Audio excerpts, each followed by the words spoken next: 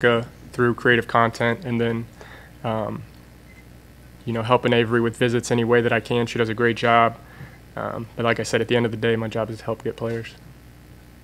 I'm Avery Gossett, like Keith said, Director of Recruiting Operations. I kind of oversee and plan out and do the scheduling and logistics for all of our on-campus visitors. I was a student worker here for 2 years in my undergrad. I had the opportunity, because of Coach Rule and this staff, to stay on as a graduate assistant after my graduation last May. In that role, I helped Vince with visits in the summer, so he kind of has taught me all I need to know with that. And then I worked hand in hand with Keith Williams for a little while too, kind of more on the personnel side, before I just started this role about 2 months ago. Questions for Andrew? Avery, you've now been able to go through some official visit weekends with the spring and have, of course, a pretty significant month of June ahead. Can you kind of give us a little bit of an idea of what that weekend, what one of those weekends looks like and what it's like for you from your perspective? Yeah, definitely. The official visit weekends are super fun. It's a lot of food and spending time with everyone here on campus and our staff.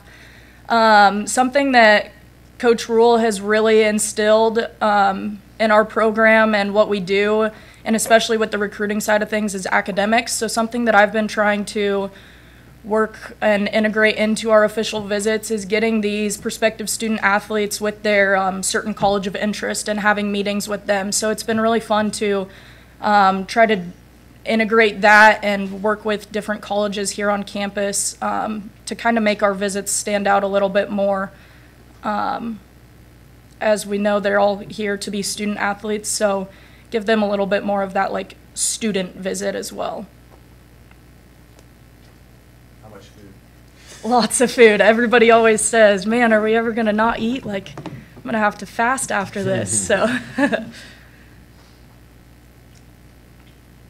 yeah. Andrew from KETV Omaha. Who comes up with some of the ideas of some of the social media posts, Yeah, well, like everyone keeps saying up here, we're blessed with a very talented and experienced staff. So CJ Campbell and his staff do an unbelievable job. They're as talented as any group I've seen. And so it's all them. They do a phenomenal job. And like Ryan kind of alluded to earlier, we take input from the whole staff. So there's times where coaches will feed them ideas and other staff members will feed them ideas, but CJ and his staff do an unbelievable job with that. This might seem odd. I've wondered this for a while. This is probably Avery's. When there's a big group of recruits coming in for a weekend, do you get names together for the coaches, particularly for Coach Rule, because it's that's a lot of names to remember, and not only the players but the people they're connected with. Yeah, so we I do a lot of communication on the front end of things with the recruit and their family, and then we always meet as a staff to go over everything and make sure that everyone is on the same page. That's something that, I mean, communication is very key in a business like this with so many different moving parts. We have a very large staff, which is awesome, so just making sure that we're all communicating little bits and pieces of important things and key factors and information about mom and dad, and so that everybody's on the same board. Yeah. Chris, you were at Florida State, obviously, and Wake Forest. I mean, what did you learn from those experiences, and how different is Nebraska to maybe work at a place like Florida State or Wake Forest? Yeah, it's a good question. So I had never stepped foot in the state of Nebraska up until 2 months ago, but even having grown up and worked on the East Coast my whole life, you knew about the powerful brand that was here. And so when Vince first reached out about this opportunity, first thing I did was look into Coach Rule and try to find some people who had worked with him, and everyone I talked to was like, it's a no-brainer. This is the guy you want to work for. He's the best in the business, and that's proved to be true during my 2 months here so far. But like I said, everyone knows about the brand of Nebraska and how big it is, and the resources we have here are second to none. A lot of schools like to say we have the best fans in college football, but here it's pretty concrete. When you 396 straight games without an empty seat kind of speaks for itself. So this is a unique and special place, and I don't think there's any place like it. What is unique about working for Coach Rule? What are some unique elements? Yeah, he's very intense. He gets the best out of everyone. You know he's going to hold you extremely accountable and bring out the best in you. He's also going to protect you. Protect. He protects his guys, his team, his staff, everyone. He makes sure that they're treated correctly. He's going to hold you to a very high standard, but he makes sure it's fair and that everyone's, treated the right way. This is for anybody. What are the 2 or 3 things that you've seen the recruits that have come in maybe in the last couple months say about the new football building now that it's mostly online? What impresses them about it? Everything. I mean, we built the best facilities there are in college football. The weight room is something that stands out to a lot of recruits and their families. I hear a lot about that. The walkthrough room, I mean, the technology and areas and spaces that we have that are available for our student athletes to use here are second to none, and everybody sees it right when they walk in the doors. What is the walkthrough room? I mean, we keep acting like we know. Right. Can you tell us what it is? Just imagine a big room where you get done meeting with your players if you're the position coach, and you can literally walk across the hallway, and in a full-size space, scaled 1-to-1, you can walk through what you just did on film. So you have the ability to do things really quickly and really maximize and be efficient with your time. And then it's a multi-use space, so kids, players can go on their own, and take advantage of that area. And we'll probably use it for some other things in recruiting too. Have you kind of seen when you're explaining that to the recruits that they start to get their, especially a quarterback, get their mind wrapped around? Oh yeah, I think when you walk in that room and you realize that there's a video screen that's as wide as the football field, and that it's bigger than life. It literally is bigger than life. The possibilities. That movie Step Brothers. It's like so much room for activities in there. It's amazing. I think the other thing that stands out about our facility is I think it becomes very obvious that it was designed for players. It wasn't designed for coaches to have really cool offices or to be something that it wasn't. It was designed for players. Our recovery area is unbelievable, and the resources that we put into taking care of student athletes and making their experience better and increasing their production because of it. And I think that becomes apparent when they walk around here. Vince, Coach Rule has been pretty consistent in putting young people in their 20s and 30s in important positions, from his coaching staff to the administration. Yeah, I know. I'm the old one. I'm 40. I'm 40 something. All the 20s have been up here with me, though. In recruiting and personnel, how have you seen him act similarly, and what's the advantage of having young eyes specifically on that part of the game? I don't know if there's an advantage to young eyes. I think there's an advantage to having people that understand what coach's vision is. And I think some of our best evaluators are guys that have a lot of experience. Like talk about Ron Brown evaluating someone, right? But then turn around and talk about one of our young guys on our staff, or like Keith Williams. It's just different perspectives. So I think coming from perspectives and the younger set of eyes with an older set of eyes together, I think reaches that great consensus. Hey, Avery, how critical are those relationships you build up with businesses in the area or people on campus as part of the official visit, where they may go to a restaurant or whatever, and how important that is to have those connections? Yeah, it's been really cool to Chris, Vince, and I have all kind of worked together on that and building these connections with different vendors and restaurants and businesses around town. I've found places that I didn't even know about after I've lived here for going on 5-6 years. But it's really cool, and being able to integrate them into our official visit process and have them kind of show off their areas and help us with these prospective student athletes and their families when they're here in town. Lincoln has a lot to show and a lot to give, and so it's definitely important that we showcase all of that for these visits. Chris, I know you've been here a short time, but I'm sure you looked at what Nebraska was doing under Coach Rule for making the decision to join this group.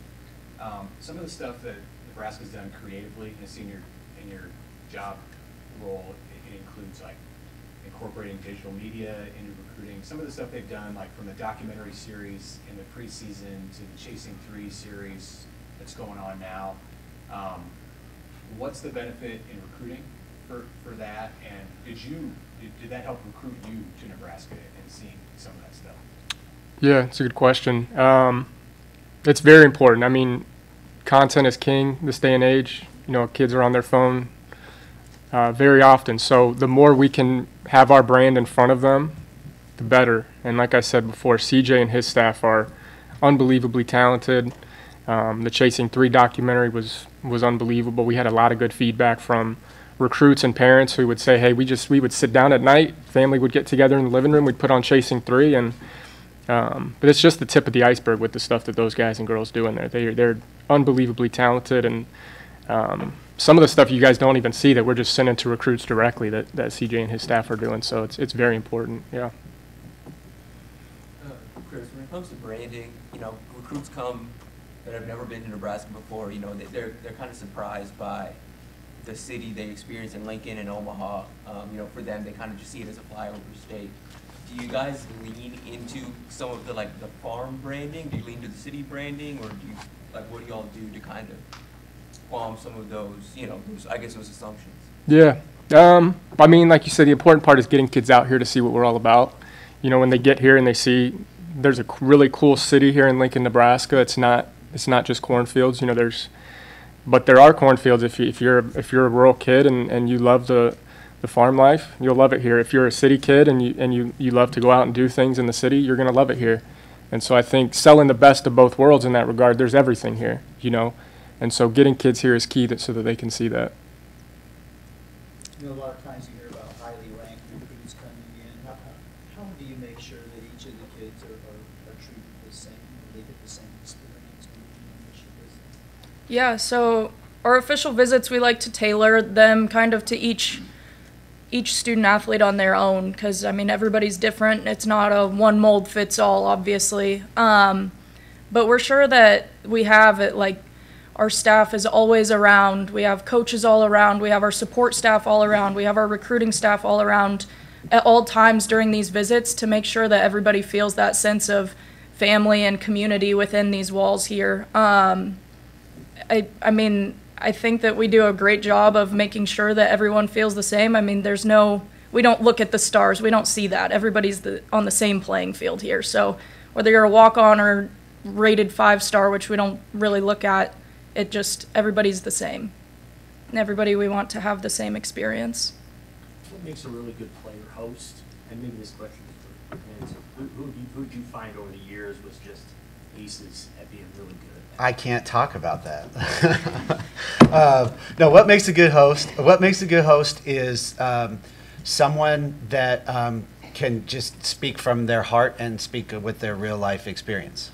Because kids can read through baloney really quickly, right? They can see through that. So just I've had different personalities. You can be an outgoing, you can be an introvert and be a good host. It's just about being, you know, conveying the message and getting the young men in good positive social situations and just reflecting kind of their day-to-day life. And so, but I think but ultimately the ability to convey what the day-to-day experience of a student athlete is and do it in a fun way. And so there's a lot of different people that have done that. Keith was one of them. I mean, obviously, you know, when I had kindled with him, and there's a couple other folks from his era. And then what's been really cool over the last few years is we don't have to beg people to host anymore. Like back in the day, you used to have to please host. It's not like that anymore. Guys love it. Guys are around the program. I think we're used to it now. You know, our student athletes are around our team, are around our staff a lot more than they used to be. We can provide, you know, meals like we used to not be able to. So it's part of that atmosphere. Like, it's not unusual for our whole team to be in our student student athlete lounge eating a meal together. So it's just natural that when that's happening in recruiting, it just feels, and I think that's where that family comes from, because that's normal for us. And so I think that all ties together, because at the end of the day, that they all kind of go in sync. Vince, what's a realistic commit goal that you guys would like to be at, maybe by mid-July, early August? Is there a number that would feel right?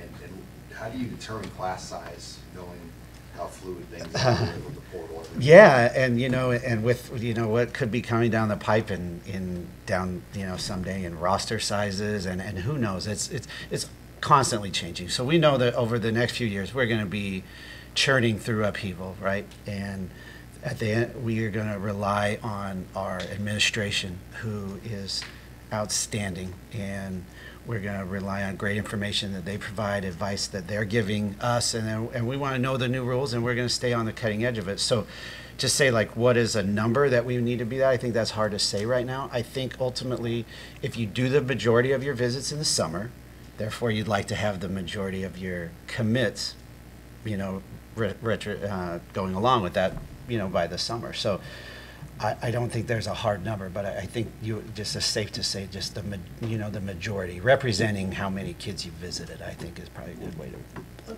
Understanding that the recruiting calendar, did you still try to emphasize the game day experience? Can you still do that? Oh, 100%. It's critical. It's critical. How do you do it?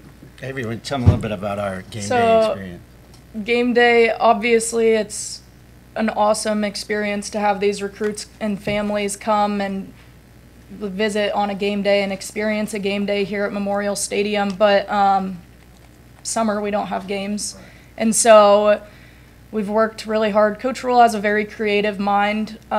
He has many ideas that are really beneficial to recruiting and the recruiting side of things.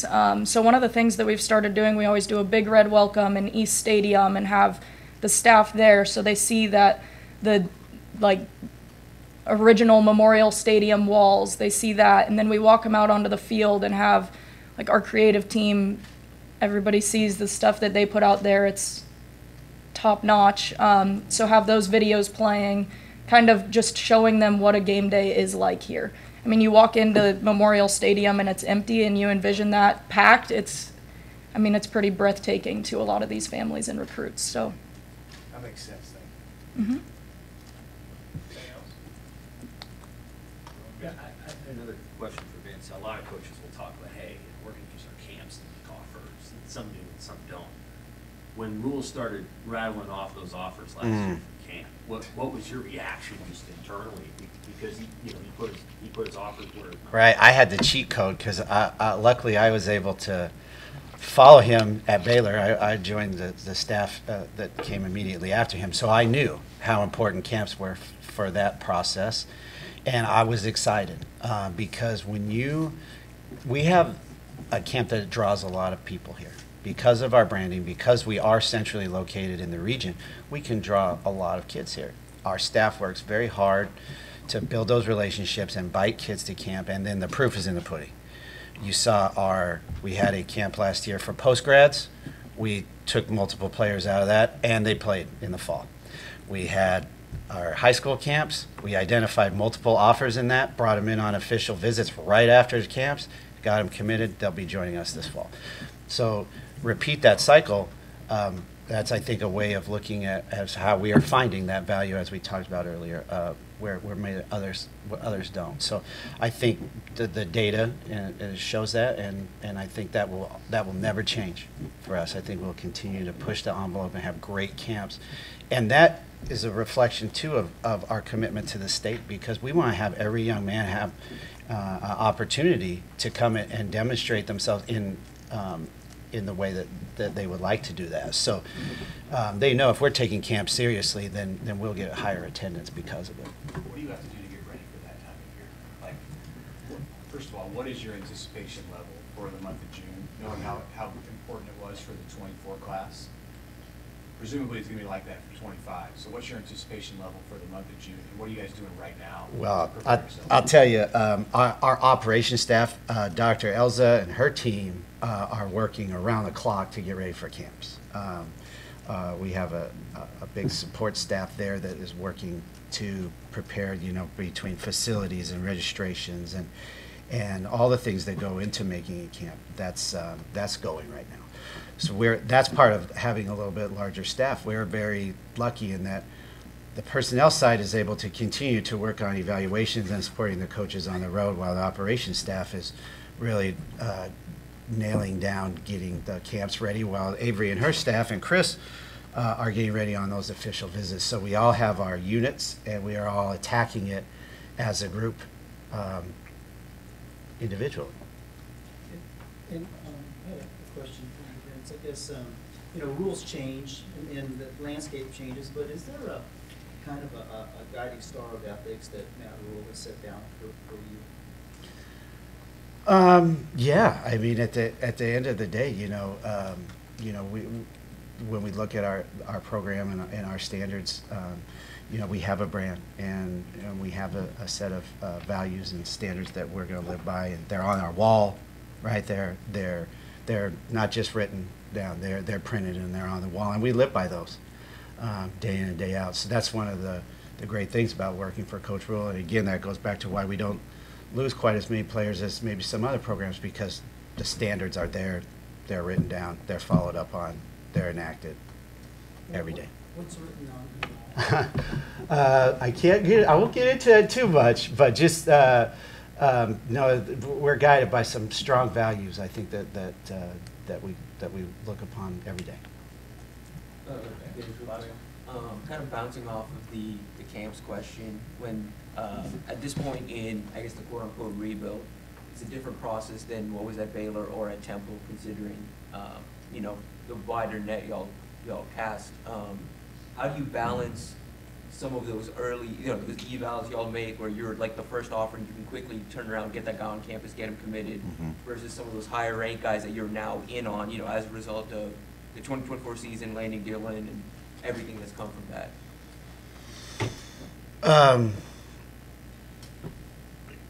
I guess I try to in depth a little more about what the actual question. I'm just trying how do you balance in terms of class size and spots? You know, taking a guy we've evaled okay, I get what you're saying. Versus an established prospect.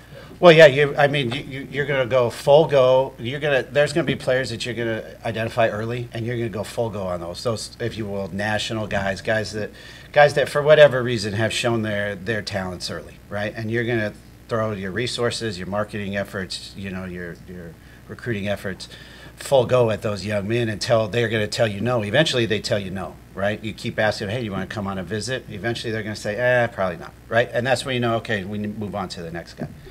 So that process plays itself over the last 2 years, right? And then we know that at the end of the day, but that's what when I say Coach Rule never rests, we're not done. We're going to find creative ways to get good players in this program. And so to say, you know, there's a finite time or a limit, there's not. We're always going to keep recruiting, and we're always going to try to find ways to get good players in here. Thanks. Thank you, guys. Thank you all. Really appreciate it.